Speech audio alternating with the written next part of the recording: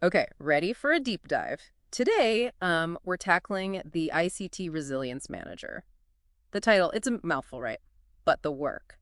Super relevant, even more so now with, well, everything going digital. Yeah, no, it's not just a buzzword, that's for sure. They're the ones who make sure businesses, don't crumble when digital chaos hits. Think cyber attacks, disasters, even just tech hiccups. They keep things running. And we're lucky to have some awesome insights from RoleCatcher to guide us. They're like the go-to for career stuff, and their take on this role is spot on. The thing is, it's not just about being techie.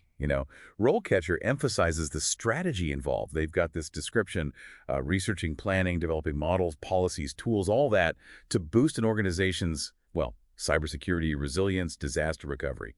It's thinking ahead of the game, really. So less fireshighting, more like designing the fire suppression system from the ground up. Exactly. Big picture stuff. Yeah. RoleCatcher really highlights how these managers need to get every nook and cranny of an organization's tech, the weak points, and how those could snowball into, business-wide issues. Makes sense. Now, RoleCatcher mentions some heavy-hitting skills, critical thinking, problem solving, the cybersecurity knowledge, obviously. But where do, communication and collaboration fit in? That's got to be important. Oh, huge. Think of it like this. You're the bridge between, say, the IT gurus and the CEO who might not know the first thing about firewalls. You're explaining complicated tech stuff so everyone gets it and gets on board with the security strategies. Like a cybersecurity ambassador, right? Right? Getting everyone speaking the same language when it comes to digital threats. RoleCatcher also talks about always learning in this field. What's that look like practically beyond just reading every tech article out there? Think of it as staying one step ahead. Hackers are always up in their game, so you got it too. New ransomware hitting cloud storage. Boom. You need to know how it works, where the holes are, and advise your organization on what to do. Not a job for someone who hates change, that's for sure. That 31% job growth prediction from the Bureau of Labor Statistics is making a lot more sense now. And that's probably lowballing it. The interesting thing is it's not just about filling empty chairs. It shows how businesses now see digital resilience, not a nice to have, but a must have. Totally. Especially with everything at stake these days in the digital world. Now, for someone just starting out, RoleCatcher suggests getting some hands-on experience, internships, entry-level IT, contributing to those open source projects even. I like that they stress building practical skills. And they're not saying there's only one way to do it. They get that everyone learns differently. Some people diving into certifications like CISSP or CSM is their thing. Those are like badges of honor for employers, but more importantly, you get exposed to different ways of thinking about security, weird scenarios you might not see every day. Like a crash course in everything that could go wrong so you know how to stop it. RoleCatcher also lists some relevant degrees: computer science, cybersecurity, even risk management, data science. It shows how this role pulls from everywhere. You're dealing with tech, sure, but also people, processes, how the whole organization ticks. Connecting those dots, you need to see the bigger picture. So you need the know-how, but also that big picture thinking. Now, this RoleCatcher capture plugin they have, for anyone who's spent hours on job boards, game changer. Imagine this, you're on some job site, see something interesting, right? Instead of that whole copy-paste bookmark frenzy, you click a button, done. It grabs the job details, puts them in your RoleCatcher account. No more missed opportunities or those bookmarks you never go back to. Like a personal assistant for your job hunt. And Yeah. then it gets even cooler, right? Their job spec analysis, that's where the magic happens. AI time. You've saved a job you like, their system gets to work. It dissects the whole job description, picks it apart, and finds the exact skills they're after. And not just the techie stuff, those soft skills too. And get this, it even defines them for you. No more guessing games about what employers actually mean in those vague job postings. It's like a cheat code for job descriptions. That would be so helpful for tailoring your CV, don't you think? Totally. No more wondering if your experience lines up. RoleCatcher tells you right there. It even scores your CV against what they want, shows you which version is the best match. Talk about stress-free job hunting. Now, interviews, a lot of people get tripped up there. What does RoleCatcher do to help with that? This is where they really shine. Huge database of practice questions, over 120,000, all sorted by career and skills. But here's the kicker. Their AI doesn't just throw questions at you. It helps you actually answer them well. It looks at the job description, your CV, even your application answers, and figures out what they might ask you. Then it helps you build killer responses. It's like having a personal interview coach in your pocket. And with their Copilot AI subscription, things get even more wild. What's that all about? Next level stuff. You can actually record yourself answering questions. Then their AI watches your video and gives you feedback, your delivery, content, everything. It's like a mock interview with an expert who can point out what needs work and why. Exactly. And don't forget their Get Discovered feature. Remember how we were talking about those algorithms employers use? RoleCatcher flips the script. Okay, I'm listening. You opt in, and bam, your profile, your skills, all your hard work, it's all visible to employers looking for someone just like you. You're not just like waiting around. You're taking charge, putting yourself out there. Love that. Now, they have this thing called the Career Compass. Sounds a little piratey, but probably way more helpful for figuring out your career path. Way more helpful. This is all about figuring out which way to go in your career.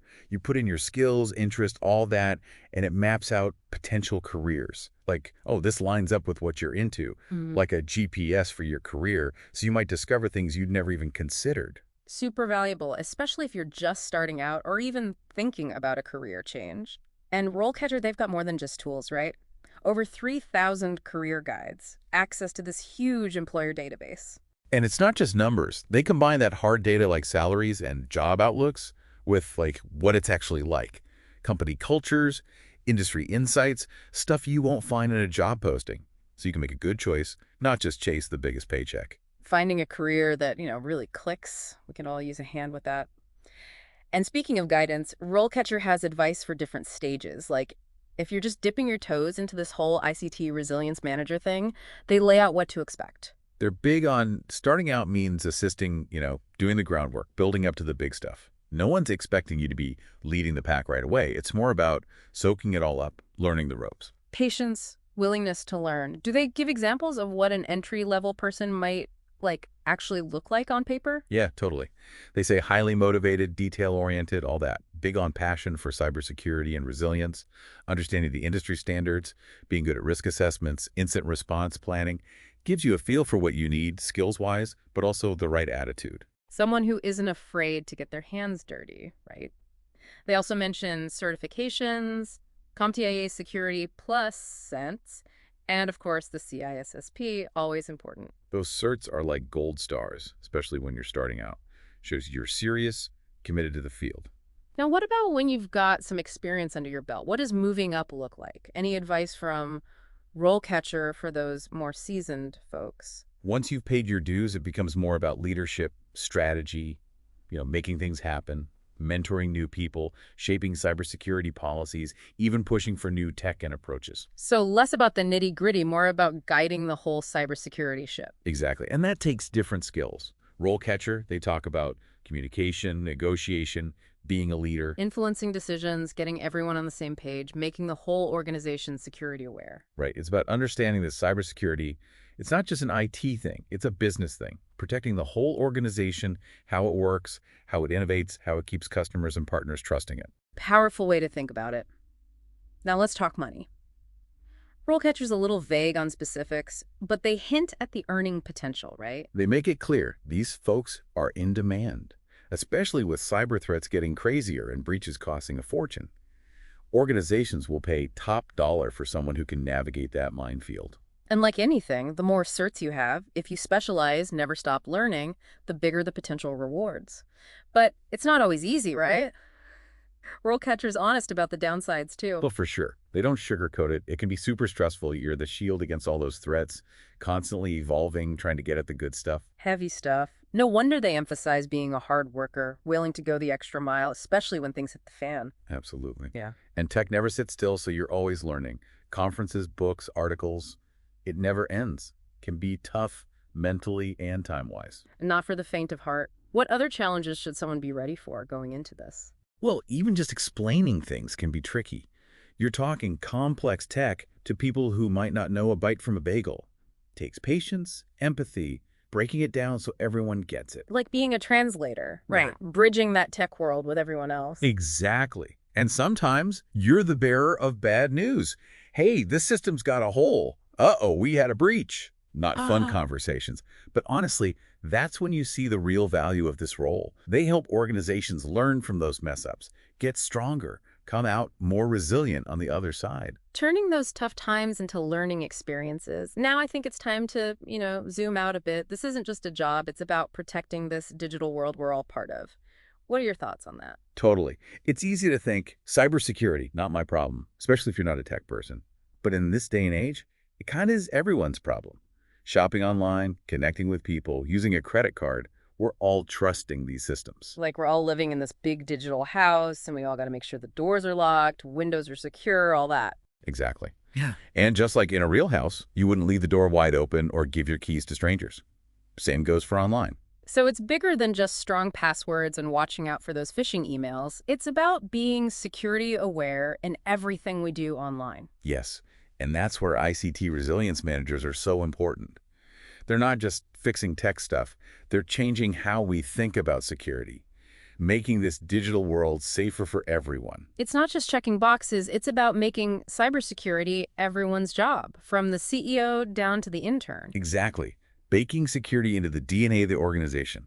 It's part of every process, every decision, every time someone uses technology. Sounds like a tall order. How does someone even begin to make that happen in an organization? It's a marathon, not a sprint.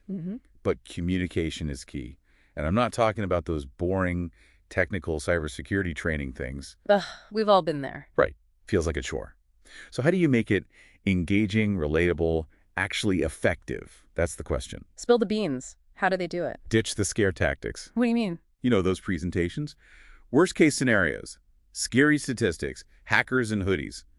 They might grab attention for a minute, but they don't really change how people act in the long run. Seen a few too many of those myself. Right. And they can backfire. People feel overwhelmed, helpless, or they just tune it out because it seems so over the top. So if not fear, then what? How do you get through to people about cybersecurity in a way that sticks, that makes them want to take action? Focus on the why, not just the what or the how. Okay, I like where this is going. Instead of just saying, change your password every 90 days or don't click that link, explain why those things matter. Make them see what could happen if they don't. Connect the dots between what they do and keeping the organization safe. Exactly. Instead of just saying, don't share your password, tell them how a hacked account could expose customer data, mess up operations, even hurt the company's reputation.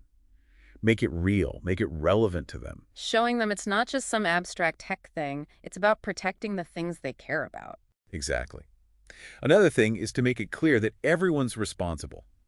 This isn't just IT's problem, it's everyone's problem. So you're saying empower people, make them active participants, not just following the rules because they have to. Exactly. Even small things add up. Encourage people to speak up if something seems off, report anything suspicious, suggest ways to do things better. Building a culture where everyone's looking out for each other, making the digital world safer one step at a time. Now, we've talked about people and planning, but let's not forget the tech. What are some of the key tech things ICT resilience managers need to be thinking about? Oh, for sure. Tech is key. And remember, it's always changing. What's hot today might be gone tomorrow, but some things stay the same. Like what? Well, one big one is defense in depth. It's like having layers of security. If one fails, you've got backup. Like having multiple locks on your door, right? Exactly. And those layers can be everything from firewalls and intrusion detection to strong passwords, multi-factor authentication, encrypting data. Mix it up, tech and procedural, so it all works together to make things more secure. Don't put all your eggs in one basket. Exactly. What works for a small business won't be the same for a huge company, right? But the idea is the same. Don't rely on just one thing. Makes sense. You mentioned data encryption earlier. That seems more important than ever with all the data breaches we hear about. What's the deal with that? Huge deal. Data is everything for a lot of organizations, and protecting it is non-negotiable. Encryption's like scrambling it up so no one can read it without the key. So even if someone gets in, they can't do anything without the key. Exactly. Like a safe. You know where it is. But without the combo, you're out of luck. And encryption isn't just about hackers. It's about following the rules, like GDPR and CCPA. Right. Those regulations are serious about data security and privacy. Not just a good idea anymore, it's the law. Exactly. They've made it crystal clear. You need a solid plan for your data, and encryption's a big part of that. Yeah. Now, let's switch gears for a sec. Disaster recovery. We're talking about stopping cyber attacks, but what happens when something totally unexpected goes down? Natural disaster, power outage, even just a hardware failure. Because sometimes, no matter what you do, stuff happens. Exactly. That's where disaster recovery comes in. It's about having a plan to get those critical operations up and running again, ASAP. And it's not just turning the computers back on. It's about minimizing the downtime, protecting data, keeping the business going. Minimizing the chaos, basically. What are the key parts of a good disaster recovery plan? First, figure out what's absolutely essential, which systems, apps, and data can't you live without. Then figure out how much downtime you can handle, the recovery time objective or RTO. So, like, if my website crashes, how long can I realistically be offline before it really starts hurting? Exactly. And then there's how much data loss is acceptable, your recovery point objective or RPO. Can you afford to lose an hour's worth, a day's worth? Makes sense. Okay, so you've got your critical stuff, your RTO and RPO. What's next? Time for a plan. How are you going to recover that stuff within those time frames? Backing up data offsite, having redundant systems, even using cloud services for failover. Really failover, huh? It's like, imagine your main data center goes down. Failover is like a backup generator that kicks in automatically, Yeah. switching everything over to a secondary data center so you're barely offline. Like an insurance policy for your IT. Exactly. You hope you never need it, but boy, are you glad you have it when you do. We've talked a lot about tech and planning, but let's circle back to the human side of things. Even with the fanciest tech and plans, people can still mess things up. So true. We can have the best security in the world, but if people don't use it right or if they fall for those social engineering tricks, it doesn't matter. So it's not just about the tech, it's about having people who get it, are careful, and make smart choices. Exactly. Technology can only do so much. People have to use it right. It really is. We need all hands on deck, different perspectives, different backgrounds to tackle these challenges together. Couldn't agree more. Cybersecurity needs that diversity of thought. Now, as we wrap up our deep dive here, I want to leave everyone with something to think about. Lay it on me. What's the big question we should all be asking ourselves as we wade through this increasingly complex digital world? Here it is. In a time when tech is in every corner of our lives, relationships, work, even national security, what's our role in making this digital future more secure, resilient, and, fair for everyone? It's not just for the techies or the politicians, it's for all of us. That's a powerful thought. We're not just along for the ride, right? We have a say in how technology is made, used, how it impacts us and the world. Exactly. And it's a big responsibility because the future of cybersecurity, the future of how we live online, it depends on us stepping up. Couldn't have said it better myself. It goes way beyond just one job or one person's to-do list. Absolutely. It's on all of us. People, companies, governments, everyone, everywhere. And it takes a change in thinking. Cybersecurity isn't just a tech problem. It's a problem for society as a whole. Because when you get right down to it, cybersecurity is about protecting people, isn't it? Our right to privacy, our freedom to communicate, our ability to live and work safely online. That's what's at stake. Exactly. It's about protecting what matters to us, online and off. Creating a digital world where everyone feels safe, secure, empowered. We've talked a lot about the technical stuff, risk assessments, disaster plans, strong passwords, all that. But you've hit on something really crucial that often gets mistrust. Cybersecurity really boils down to trust, doesn't it? 100%. Without trust, the whole thing falls apart. We trust online shopping is safe, our information is protected, the systems we depend on every day are going to work. And when that trust is broken, it's bad news for everyone. We see it all the time. Data breaches, identity theft, ransomware, misinformation spreading like wildfire. It makes people doubt everything. So how do we rebuild that trust? How do we make the digital world a place where people feel safe, secure, empowered, all of it? It's a tough one. No easy answers. Yeah. But I think it starts with transparency and being accountable. Yeah. Organizations need to be upfront about the risks out there. They need to admit that no system is foolproof, breaches happen, and they have to be ready to deal with them. So no more sugarcoating it, pretending everything's perfect when it's not. Exactly. When people feel like they're being lied to or kept in the dark, they lose trust. And accountability means owning up to your mistakes, fixing them, and making sure they don't happen again. Everyone's got to do their part. Taking responsibility, learning from what went wrong, and doing better next time. Creating that culture of responsibility everywhere, online and off. Exactly. We need to work together to figure out what's acceptable online, what's not okay, just like we do in the real world. Now, before we wrap up completely, I want to go back to this idea that everyone has a role to play. It's easy to feel powerless, like, what can I do? I'm just one person. But you're saying everyone can make a difference in cybersecurity. Absolutely. Even the little things add up. Knowing the risks, being smart about what you do online, reporting anything fishy, those things matter. So take charge of your own cybersecurity. Be proactive, not reactive. Exactly. We can all make the digital world a safer, more trustworthy place. That's a great place to leave it. Thanks so much for joining me today. This has been eye-opening. The ICT Resilience Manager role is so important, especially now. Happy to be here. And to everyone listening, we hope you found this deep dive helpful and empowering. Remember, cybersecurity is on all of us. Let's work together to make the digital future safer and more resilient. Until next time, stay curious, stay safe out there.